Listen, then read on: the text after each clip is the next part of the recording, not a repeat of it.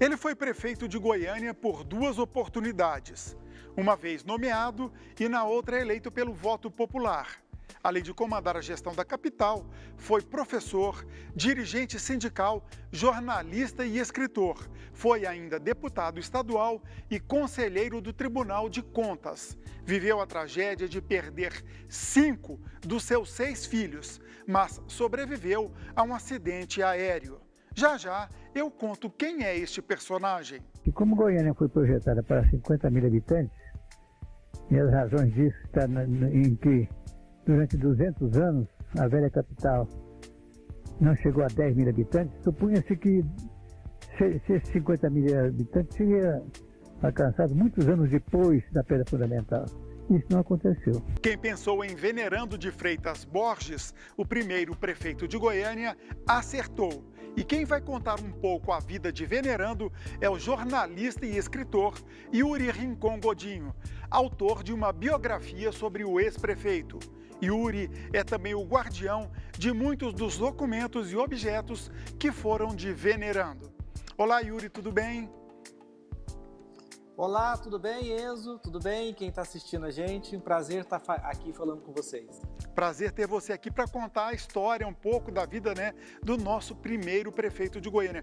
Como é que surgiu essa relação sua para se tornar o guardião dos documentos de Venerando?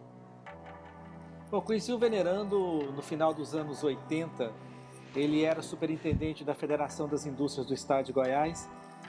E eu era editor da revista Goiás Industrial, que era a revista da federação. A gente teve um relacionamento distante, porque o Venerando era muito tímido, muito fechado, e passava por bravo. Todo mundo pensava que ele era bravo, não era nada disso. E depois, sei lá, 20 anos depois, um número assim, revisitando a história de Goiânia, eu vi o tanto que o Venerando era importante, o tanto que a história dele dava livro, filme, série e tudo mais. Aí eu resolvi escrever. E você escreveu o livro Venerando Imune a Tempestades. Isso, Imune a Tempestades, a conturbada vida do primeiro prefeito de Goiânia, Venerando de Freitas Borges. Tá, e nesse livro você conta a vida dele, de que parte até que parte, do começo, da juventude até a morte, como que é? Não, eu conto desde a infância dele, né? Na verdade, o livro começa quando ele recebe uma caixa, porque antigamente, nos anos 30, 40, se guardava a gasolina em caixas de madeira. E ele recebe Goiânia numa caixa de madeira cheia de documentos, dessa que guardava gasolina. Muitas dívidas a pagar, nenhum dinheiro a receber. Foi esse o infeliz legado que um jovem de 28 anos, Venerando de Freitas Borges, recebeu na manhã de 20 de novembro de 1935, uma quarta-feira. Seria coisa simples, não fosse ele prefeito de uma cidade que ainda não se podia dizer que existia e nem que funcionava. Ele recebe os documentos ainda cheirando a combustível, cheirando a gasolina. Ele recebe Goiânia em 1935 das mãos do prefeito de Campinas, que tinha acabado de ser extinta, Licardino de Oliveira Ney.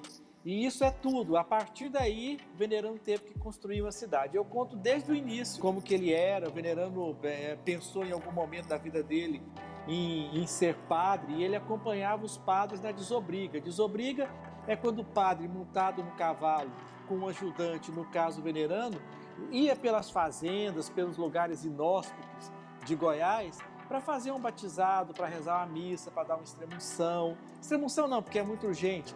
Para ouvir uma confissão, para aconselhar um casal. Então o Venerando era, no início, ele era esse tipo, vamos dizer assim, de quase um coroinha, né? Até depois ele se mudar para a cidade de Goiás, estudar contabilidade, pioneiro da contabilidade em Goiás, começou a dar aula no liceu de contabilidade e aí começou a escrever artigos nos jornais, sempre defendendo que a cidade de Goiás já tinha dado o que deu, né? Não servia mais para ser capital do estado. Foram esses artigos que o aproximaram do interventor que era o homem mais poderoso do Estado, que foi Pedro Duvico Teixeira. Quer dizer que esse perfil mudancista do professor Venerando ajudou a que ele se transformasse o primeiro prefeito de Goiânia. E é verdade que até que ele tivesse sido convidado pelo Pedro Duvico Teixeira, os dois não se conheciam pessoalmente. Quando o convite foi feito, você quer ser meu prefeito? Eles não se conheciam pessoalmente? Quando Pedro chamou ele pensou assim, o que eu fiz de errado? Por que o governador, né, trazendo para hoje, do Estado, o cara mais poderoso, quer falar com o professor do liceu? Alguma coisa eu fiz, será que foi alguma coisa que eu escrevi, tudo? E ele disse que ficou esperando o Pedro, ele chegou, foi muito pontual, no Palácio Conde dos Arcos, esperou o Pedro, e que aquela figura, com certeza, isso aí já é do livro, dos meus estudos, aquela figura, com certeza, intimidou o Venerando. Porque, imagina, o Pedro andava só de terno branco, de terno claro, linho 120, sapato bicolor, terno, camisa muito bem passada, a calça vincada, né, que fazia aquele vinco, aquela dobra na frente da calça, o Pedro alto, né? Ele deve ter intimidado o Venerando. Ele chama o Venerando para conversar, fala que vai construir uma nova capital e que queria o Venerando prefeito de Goiânia. E o Venerando fala para ele, só tem um negócio, eu não aceito cabresto. Aí o Venerando manda chamar o secretário e fala assim, lavra a ata desse rapaz, esse moço me serve. E aí depois o resto é história. Ele demoraria ainda 2 anos para tomar posse, 1 ano, alguma coisa assim, até a cidade, 1 ano, né? Porque Goiânia já tinha tido o 24 de outubro de 1933, se não me falha a memória. E o Venerando só assume em 20 de novembro de 1935, quando o município de Goiânia é criado. Engraçado que tem uma foto dele com os vereadores, em que eu achava que o Venerando era tão humilde que ele era o único que não estava combinando o terno com a calça. E falando com o Guilherme, falou, ele não tinha nem grana para comprar uma camisa combinando com a calça, por isso que ele destoou aí dos outros. Vamos falar agora da grande obra, né, num período difícil, de um estado paupérrimo como Goiás, que foi erguer uma cidade como é Goiânia naquela época. Como era gerir isso, principalmente sem dinheiro? Bom, o Venerando era um cara muito austero, né? Ele contabilista, então ele anotava todas as despesas e sempre muito honesto, né? Tanto é que no final da vida dele, se não fosse o cargo no Tribunal de Contas do Estado, certamente ele passaria necessidade, porque ele não tinha reserva, né? Tinha uma casa aqui no centro. Então, ele cuidava de Goiânia muito ali na ponta mesmo. Inclusive, eu tenho as anotações do início de Goiânia que ele fazia à mão de Goiânia. Desse arquivo dele tem o primeiro relógio da Prefeitura de Goiânia, a primeira mesa da Prefeitura de Goiânia, a cadeira onde ele sentava. Esse relógio, que é um relógio Cuco, ele marcava a hora do início e do final do expediente na cidade. Então, o Venerando, assim, até isso ele fazia, até isso ele cuidava, né? E ele ficou de 1935 a 1945, quando Getúlio Vargas sai, e ele sai também junto com o Getúlio e com o Pedro Duvico. E ele achava que a cidade era dele, né? Tanto é que quando ele sai, ele contrata um fotógrafo de São Paulo e manda fotografar toda Goiânia, todos os principais prédios, tudo. Por quê? Porque ele entendia que aquela cidade era dele, que fez, então ele foi e contratou. E isso me abriu uma porta para fazer um outro livro dele, que é o livro perdido do primeiro prefeito de Goiânia. Eu peguei todas essas fotos, as únicas fotos de um ano inteirinho, que ele demorou todo o ano de 1945 fazendo essas fotos, e ele deixou para a cidade exatamente como era a cidade em 1945, quando ele sai. Quer dizer que você tem todo esse acervo, está todo esse acervo em seu poder?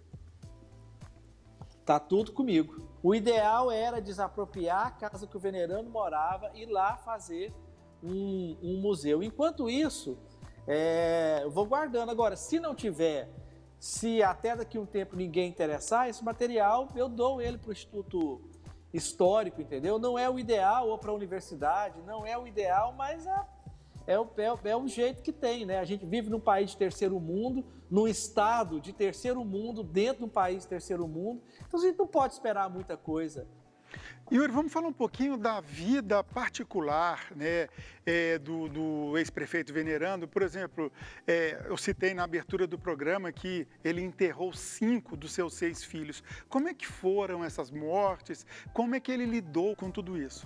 A primeira morte foi da filha mais velha dele, se não me engano, de Lair, que morreu de lúpus. E aí os filhos foram morrendo, mas a morte mais emblemática foi do Luiz Roberto, que era o caçula, era a pessoa que o Venerando pensou que fosse seguir a sua carreira política. E o Luiz Roberto morreu porque ele sabia falar inglês. E ele encontrou em Goiânia um cara que ia vender um avião nos Estados Unidos, um teco-teco, e falou: olha, você não quer ir comigo que você fala inglês? E o Luiz Roberto foi. O cara que ia comprar o avião era um louco, um aloprado total. O negócio não foi feito. E aí o Luiz Roberto volta com esse amigo, esse conhecido, para Goiânia. E eu imagino que o avião, o cara ia vender mesmo, então não fez revisão nele, não fez nada. E esse avião desaparece ali na região do Triângulo das Bermudas, né? E a gente nunca mais se achou o avião, achou o resto do avião, nada. Yuri, pelo que você levantou, como é que o prefeito Venerando lidou com tantas mortes dentro de casa? Como é que foi a vida dele? E para encerrar mesmo, sobre o acidente que ele sofreu de avião. O Venerando, ele se transformou, a vida, ele já era uma pessoa dura, né? Imagine que ele teve que construir uma cidade a partir do nada e sem grana. Então, assim, ele era muito austero, muito duro, um cara fruto do tempo dele, um cara que andava de revólver, andava armado, como todo mundo andava, né? Quando quiseram depor o Mauro Borges, filho do Pelo do Vico, ele pegou uma arma, colocou na cintura e foi lá para matar ou morrer, não queria voltar vivo. Então, ele tinha essas coisas, então ele era uma pessoa já dura pela vida, a vida dele foi muito dura. E ele caiu no teco-teco, ele era membro do Aeroclube de Goiás. E ele caiu com teco-teco, ele caiu e teve algum problema no braço, ele quebrou o braço, alguma coisa, caiu no meio do nada, mas ele sobreviveu, é teco-teco, voa 300 km por hora, pousa em qualquer lugar, deu a bacada, ele caiu, e ele machucado. Com a frieza que trazia desde a juventude, conseguiu com o braço bom tirar da cintura o revólver Salvador. Deu um tiro para cima, o que chamou a atenção de um fazendeiro nas proximidades e permitiu o resgate antes que a saúde dos envolvidos piorasse. Quando a notícia chegou, o piloto Filon de Araújo foi buscá-lo no local do acidente. Yuri, Venerando de Freitas Borges é uma figura que é reconhecida ou há alguma injustiça, vamos dizer assim, de nós goianos de não lembrarmos o nome dele, principalmente nós goianienses? Não, ele é reconhecido na medida da educação do brasileiro, né? O brasileiro, nós somos um povo mal educado, sem memória, nós não ligamos para a história. Então, assim, dentro da nossa, vou dizer, capacidade cultural, o Venerando é reconhecido, sim. Ele é da academia, membro da Academia Goiana de Letras, tem vários estudos sobre ele, muita gente fala sobre ele. A rua principal ali do Jaó tem o nome dele, Avenida Venerando de Freitas Borges. Eu digo que dentro da nossa pequenez intelectual, o Venerando é bastante reconhecido, sim. Ok, Yuri, agradeço muito a sua participação, muito obrigado e até uma próxima, Yuri. Obrigadão. Muito obrigado, Enzo, e todo o pessoal aí da TV Brasil Central. TBC Memória, ajudando a preservar a história de Goiás.